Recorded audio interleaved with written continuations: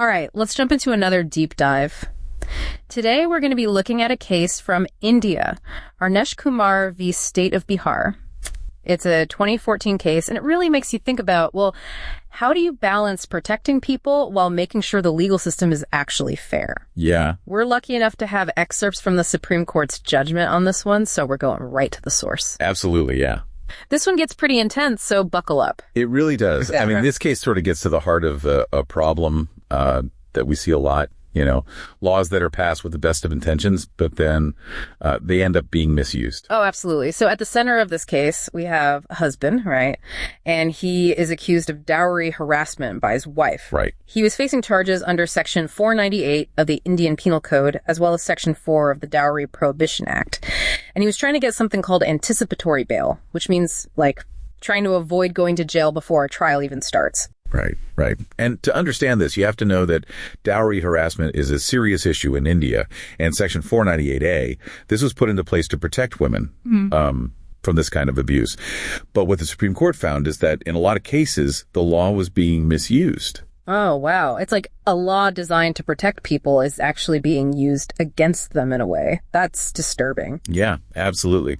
The judgment even cites a report called Crime in India 2012 Statistics. And the numbers they're striking. I mean, there were so many arrests under Section 498A, and a significant percentage of those arrested were women, relatives of the accused men. Oh, wow. And even more alarming, while a lot of cases went to trial, very few of them actually resulted in convictions. So you have lots of accusations, but not a lot of convictions. That does sound like something might be a little off. Exactly. And the Supreme Court seems to have picked up on this, that suggested maybe a lot of these arrests weren't justified in the first place. They actually called out this whole arrest first, think later attitude.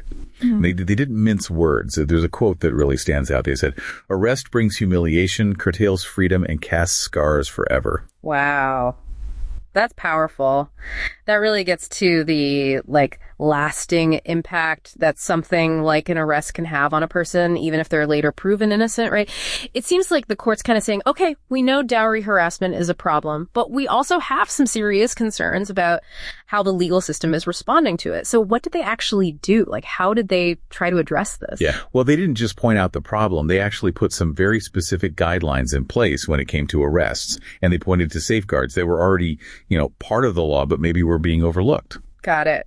So let's get into those guidelines. I'm guessing they have something to do with Section 41 of the Criminal Procedure Code? You got it. Yeah, the court pointed right to Section 41, which, it basically outlines when an arrest is actually justified, especially when you're talking about offenses that carry a maximum sentence of up to 7 years, which is what we're dealing with in these dowry cases. So they said, look, police can't just arrest someone simply because they've been accused. They really need to consider, is this arrest actually necessary? To prevent some further crime, to protect evidence, to make sure the accused shows up in court, or even to make sure they're not, going to try to tamper with witnesses or something like that. So they're bringing back that element of thoughtful consideration, right? An arrest should be like a last resort, not an automatic first step in a lot of these situations. Yeah, exactly. And they went a step further. To make this more concrete, they said, look, police officers have to write down their reasons for making the arrest. Document it. It's about accountability. They can't just make these arrests lightly. Makes sense. So that probably makes officers think twice before making an arrest. So it's not just on the police, though, right? I mean, the judgment also talks about the role of magistrates. Yeah, right. The court emphasized that the magistrates, these are the judicial officers, right, who authorize detentions. They have a big responsibility here. They said they can't just rubber stamp an arrest request. They have to really scrutinize it, make sure there's a solid reason for that arrest based on what the police are actually presenting. It's like a checks and balances kind of system, right? Where nobody has too much power over the other. I like that. What about the accused person? Do they have any kind of recourse, before they get arrested? Yeah. That's where Section 41A of the Criminal Procedure Code comes into play. This section basically says that in many cases, the police should first issue a notice to appear before they arrest someone. It's okay, instead of just slapping on the handcuffs, there's a chance for the person to cooperate without being detained. They can respond to the accusations, tell their side of the story, maybe provide some evidence and work with the investigators. Obviously, if they just ignore the notice or, they try to skip town, that's a whole different ballgame. Right, of course.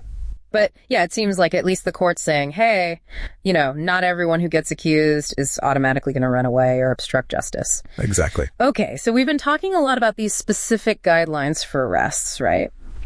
But it feels like this case is about something even bigger. It's about making sure the process is fair for everybody. You got it. It's not about letting guilty people go free.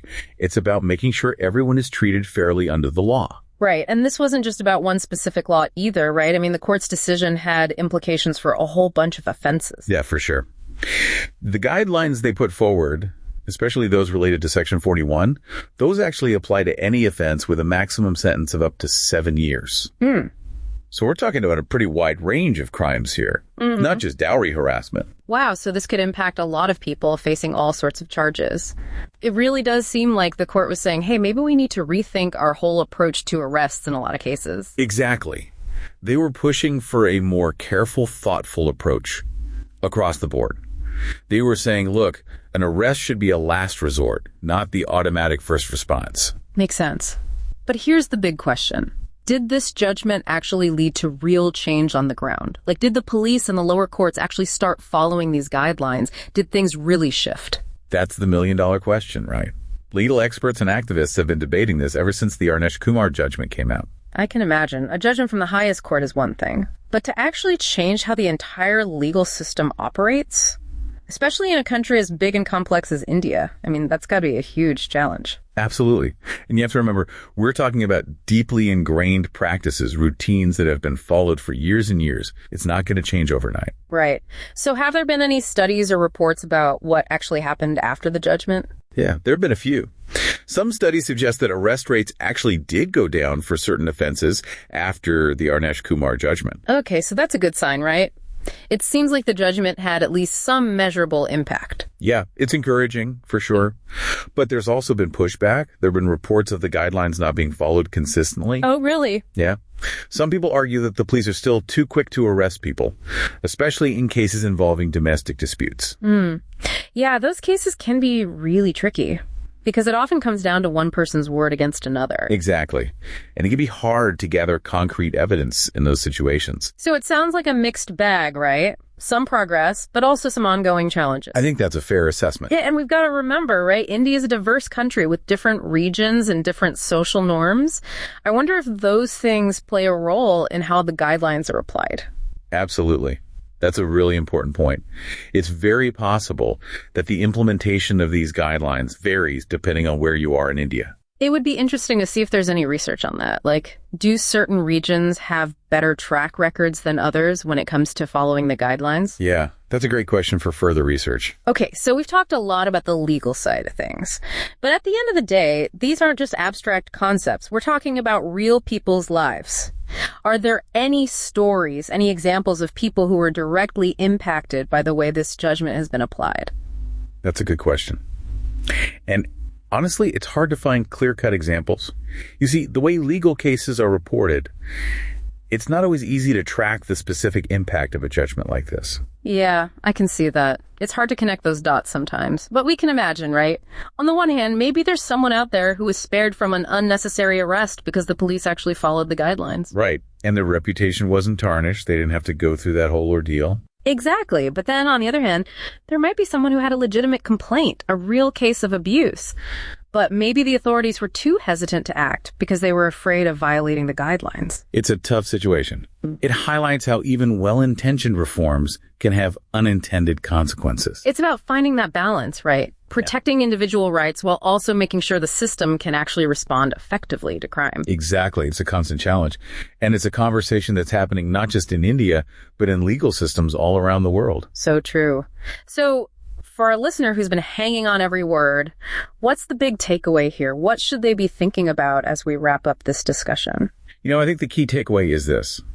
The Arnesh Kumar case is a powerful reminder that any legal system, no matter how well-intentioned, has the potential to be misused.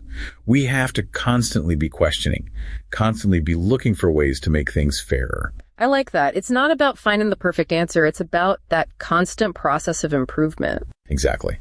And it's about recognizing that legal judgments, like this one, are not the end of the story. They're just one step in an ongoing process. And it's a process that we can all be a part of, right? It's not just about lawyers and judges. It's about all of us being informed, engaged citizens. Yeah, absolutely. The more we understand about these issues, the better equipped we are to advocate for change. So where do we go from here? What are some things our listener can do if they want to delve deeper into these questions? Well, there's so many paths to explore.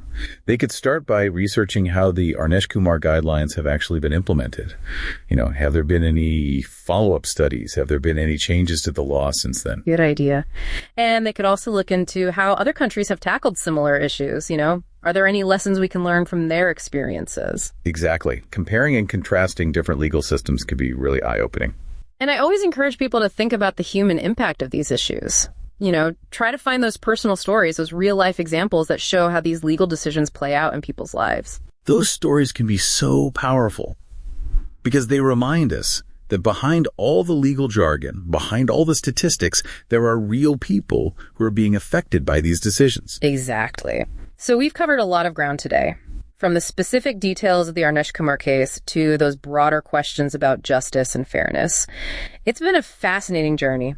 It really has. And before we go, I want to leave our listener with one final thought. Okay. We've been talking about this balance between individual rights and the need for effective law enforcement. But what does that balance actually look like? What does a truly fair and effective justice system look like? That's a question for the ages. And it's a question that doesn't have a simple answer. It's something that we, as a society, have to constantly be working towards. It's about that ongoing dialogue, that constant striving for a better system. Exactly. Yeah, it's a tough one. It's almost like, how do we make sure the system protects people without, becoming too heavy-handed? But sometimes those big questions, they can feel kind of overwhelming, like, what can one person really do? Right. So let's bring it back down to earth. What can our listener, what can they actually do to engage with these ideas, on a personal level? What can they do? Well, it's easy to feel like these huge problems, these systemic problems, are just totally out of our control. But there are actually quite a few things that individuals can do to make a difference. Okay, so give us some concrete action items. What can people do? Well, first off, stay informed.